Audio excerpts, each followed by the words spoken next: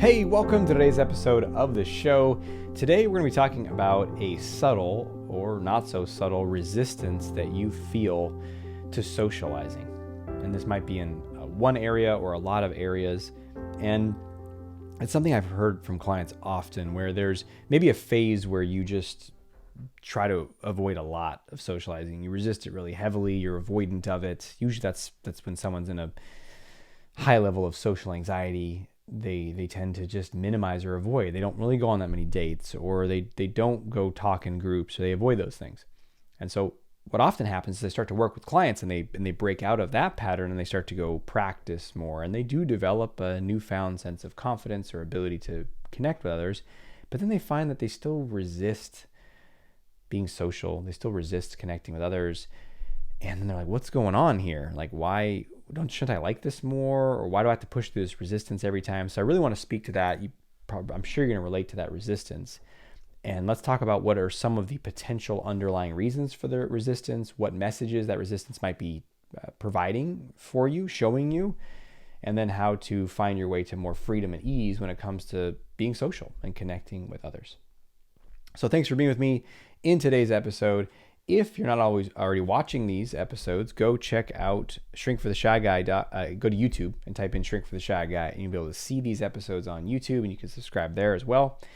And please share, whether it's on YouTube or the audio version of this, please share this podcast with someone that you know of in your life who you might think could benefit from it. You know, sometimes with this topic, it's a little different than other stuff. You know, someone might share, hey, check out this sports podcast. It's pretty cool, huh? When it comes to this, they might not want to be like, hey, check out this social anxiety podcast, huh? I'm a loser. No. And you might be afraid of that, but man, share it with someone who you think it would really benefit them. And just think about how much they'll actually appreciate it. Think about how much you would appreciate it if someone shared this with you before you discovered me. So if you put yourself outside of your own self-consciousness, you might discover that you could really provide a profound gift for somebody.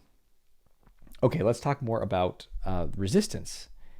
So resistance will manifest as maybe a feeling of aversion, like, at the basic level, humans feel attraction and aversion, right? Attraction is, ooh, I want that, whether it's a person or a cookie or a TV show or some activity that sounds great to you, ooh, right? And then there's the opposite, which is, ugh, I don't want that. I don't like that. And, I don't like that person, or I don't want that food, or I don't want to go do that thing. And obviously it's a spectrum, so you could feel a lot of attraction, like I really want it, kind of more neutral, like meh, or a lot of aversion, like, oh, I hate that, despicable, disgusting, awful, right? That's kind of the spectrum. And everyone's got that with their foods. You probably feel a lot of aversion towards certain foods, especially perhaps an alcohol product that one time made you throw up when you were younger, and then you've never touched it since, right? For example, it's a common one. Okay. That's attraction and aversion. Aversion is what the resistance is going to be. There's going to be some aversion, some resistance to socializing, to connecting. And it could be everywhere, but maybe it's just in your dating life. Or maybe it's just at work, or maybe it is with friends, or everywhere you go.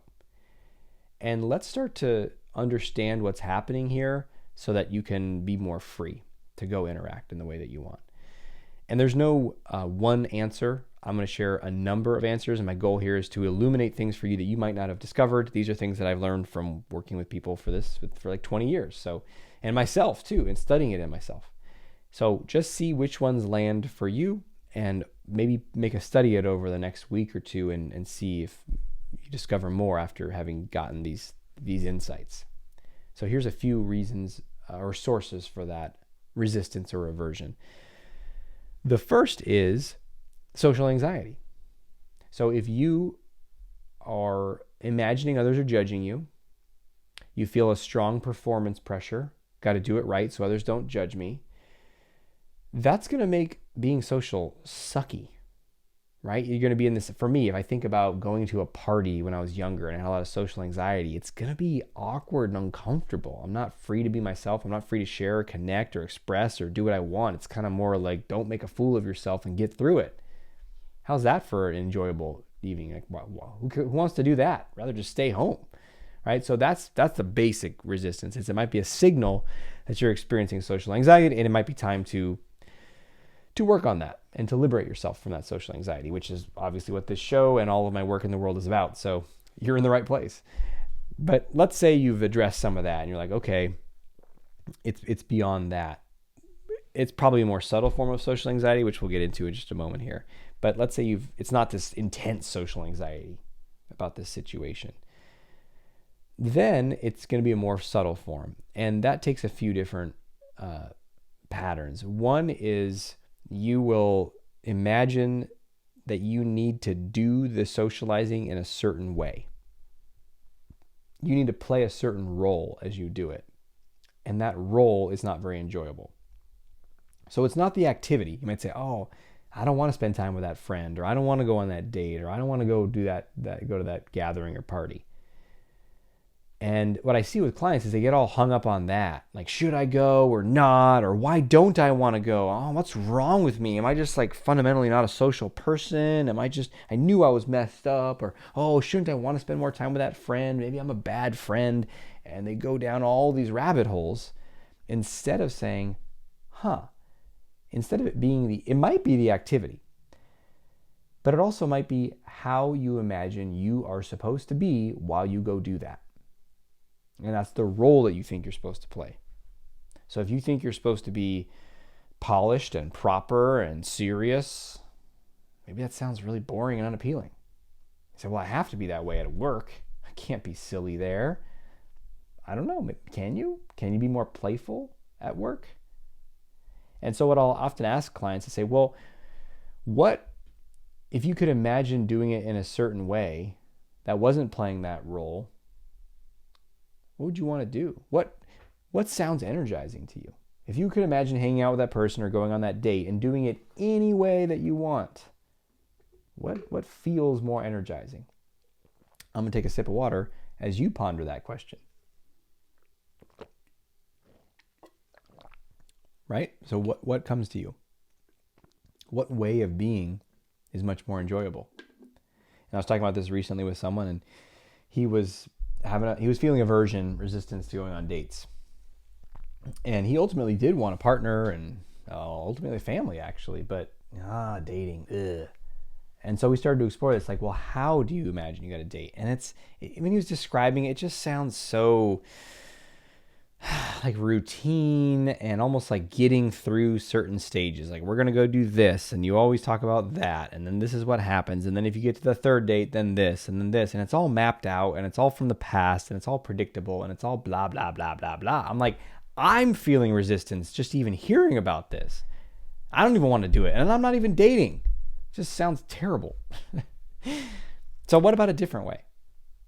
What about a way in which you're a lot more open and honest right from the beginning?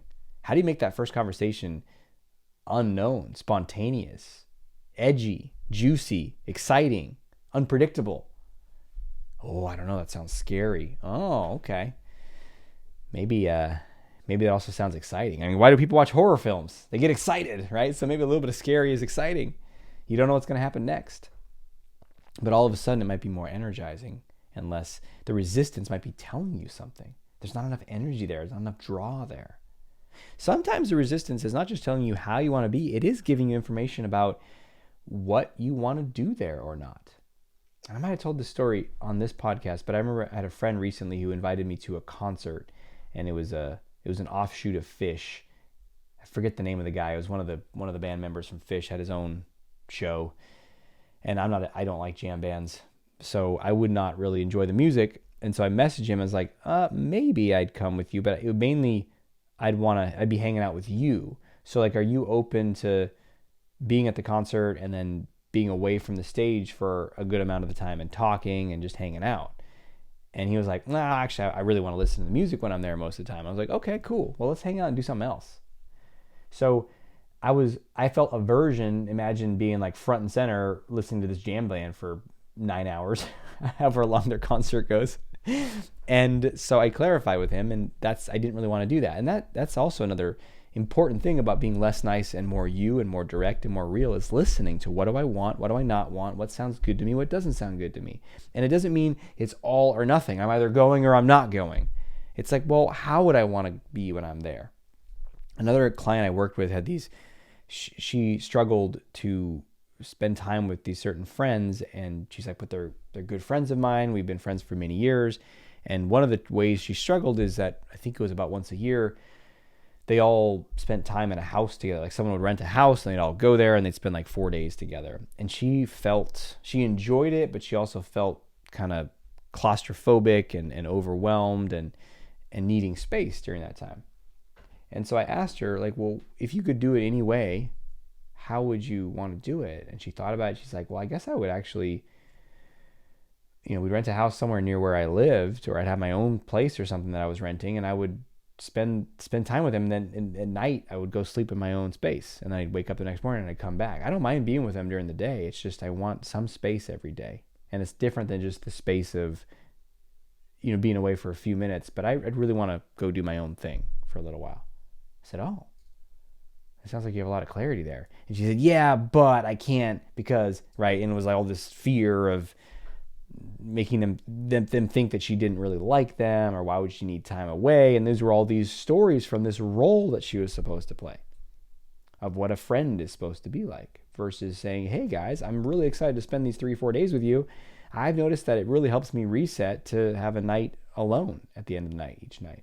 So here's what I'd like to do. I'm going to go rent my own place, but we'll be there for the whole day. Right? It's not that big of a deal. You can just advocate for what you want. What makes it a big deal is the stories you have about how you're supposed to be and how everyone's going to feel and what it's going to mean. And then you live in those stories as opposed to really just testing it out and realizing people are like, okay. Or maybe someone's like, oh, we'll miss you. And you say, oh, yeah, I'm sorry. And I'm very excited to spend the rest of the time with you. Let them have their feelings. You're not responsible for that. You're responsible for you and clarifying what you want and being real and being direct and not being some false role so you please everybody. And then you feel aversion, and then she doesn't want to go at all.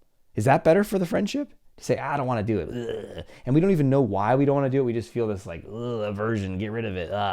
And then we end up cutting things off entirely. So here's what we covered so far. Sometimes the source of aversion is just pure social anxiety. Sometimes it's a more subtle pressure of how you're supposed to be, and you're supposed to do it in this unfun way, and you need to change that and imagine how you'd like to be, what's energizing. Sometimes it's about literally making tweaks to the plan or the structure of the activity so it's something that sounds more appealing to you. Another one is a really fascinating one, and I would call it a transition, almost like a temperature change. And this is a really fascinating one. And I noticed this in myself a lot. There's something about transitions that some people might have resistance to. I mean, maybe humans generally do. We don't like change. But I'll notice this in myself. Sometimes I'll need to take a shower. It's been a day or two, and I'm like, okay, it's time to take my shower. And I'm like, I just don't feel like it. And if I imagine why, it's like, I don't know. I'm in all my clothes, and I have to take my clothes off and get wet, and I just don't feel like it. And it's kind of a strange aversion, right? I'm just like, okay, well, let's go take a shower. And then when I get in the shower, I'm like, oh, this is great. I don't know what it was some imagining of being cold or wet or something that I just don't want to do. And I'm not talking about it's an ice cold shower. I'm talking about it's going to be a warm shower, maybe with a little bit of cold at the end or something like that. So it's a pleasurable experience. And yet there's just some aversion to the change. Sometimes you're watching something and you got to end, you don't want to do it, or you're working on a work task and you got to switch to something else and you don't want to change, right? It's that resistance to transition. And I've seen this with socializing too. So maybe you're spending some time at home and you're going to go drive over to meet a friend in like an hour. And as it's getting closer, you're like, I got to leave in 20 minutes. Like, I don't feel like it. I just want to keep doing what I'm doing here. And maybe you start to make a big drama about it. Like, oh, I don't really want to go. Should I? Is this a sign that I don't really want to spend time with them? And then it turns out if you just get in the shower, you just get in your car, you just go visit with them, all of a sudden you're like, oh, this is great. What was I thinking? This is awesome. And I'll feel that with going for a run, switching from being inside or working to going for a run. I'll feel that from switching from work mode to family mode, or from family mode back to work mode. I'll feel that with, stopping what I'm doing to go meet up with a friend. I'll feel that if I'm working on something, whether it's in my, in the business or even just doing projects outside on the land, and then I got a call with a group that I'm running or a client or something, as it gets closer, I'm like, man, I don't want to stop what I'm doing. No, I don't want to do it. But I've become aware of that pattern enough that I know it's just part of that transition. And sometimes I'll ask myself, is there a way that I'm imagining I need to do it that doesn't feel, good or that feels confining? But once I've reflected on that and it's none of those, I often just say, maybe it's just the transition. So that's a really important one. And what the solution for that one is just to kind of do it. Like, okay, all right. I know you don't want to get out there for the run, and to focus on how it's going to feel as you're doing it and afterwards. And that's one of the main ways I get myself to run when I don't feel like it, is just think about how you're going to feel. And the crazy thing when it comes to running is it's not like it's going to suck and then at the very end of it you feel good. It's like within 2 to 3 minutes, no matter what the weather, even if it's wet and cold or a little bit of snow, or it's just, as soon as I get out there, I'm like, I feel more alive and happy and vital. Like, okay, all right. And sometimes the more intense weather or unpleasant weather is actually viscerally more awakening than being inside, right? So, or very much so than being inside. And there's an intensity and absorbing quality to the weather that feels really good. So just focusing on how it's going to feel when you get into it. What are you reflecting on as you hear this? Are you noticing these types of resistances in you? And what might you, when the next time you're feeling resistance, what might you reflect on or ask yourself to investigate what's happening? Now, there's one thing I would encourage, is that's the most important thing. I'm sharing just a few, and there's even more potentials, but I'm sharing some of the big ones I've seen. And the most important thing is just to be curious about it. Because a lot of what happens is people go into some self-judgment about it, like, what's wrong with me, and I'm such a weird, awkward, antisocial loser, or I'm going to upset people, or why I should be better at friendship, or so heavy and harsh and not curious and lecturing and judging. It's like a parent that's got an agenda for their kid, and instead, just be truly curious. It doesn't mean that you have to do what the resistance says. The resistance in me might be like, I don't want to go spend time with that friend. I just want to keep working in my garage. And then I'm like, let's think about what it's going to be like to spend time with them. I'm like, okay. So I can hear that resistance part, and I don't have to do what it says. I can still override and choose, because I'm the captain of my ship, and so are you. So what I'm going to invite you to do, in fact, that's going to be a great transition into your action step for today. Your action step for today is going to be to, the next time you feel resistance, pay attention. Get really curious. Not impatient curious, where you're like, what do you want? It's more like, well, what's going on? What is that? What do you want? What sounds good to you? What doesn't sound good to you? Okay. And just tune in and get really curious. Because the more you can pay attention to it, the more it might be giving you a very clear signal that's actually going to improve your experience radically. I was just talking about this with a client, and she was having a aversion to dating. And similarly, it was like a pattern of how she needed to be, which was more serious, especially if it got more, there's more connection there, more potential there. It's like, is this going to work? And how's this going to work? And are we going to be together? And what if he's, wants to take things further? Am I ready for that? And it's like, whoa. That's a lot of pressure. So what's a more energizing and easeful way to imagine doing it? And it's like, it's just more open and curious and spontaneous and fun. And then she'll get to practice letting go of that needing to know and just being there in the moment. So a lot of benefit comes from exploring the resistance. And that's what I'm going to invite you to do. Thanks for being with me today. Until we speak again, may you have the courage to be who you are and to know on a deep level that you're awesome. Talk to you soon.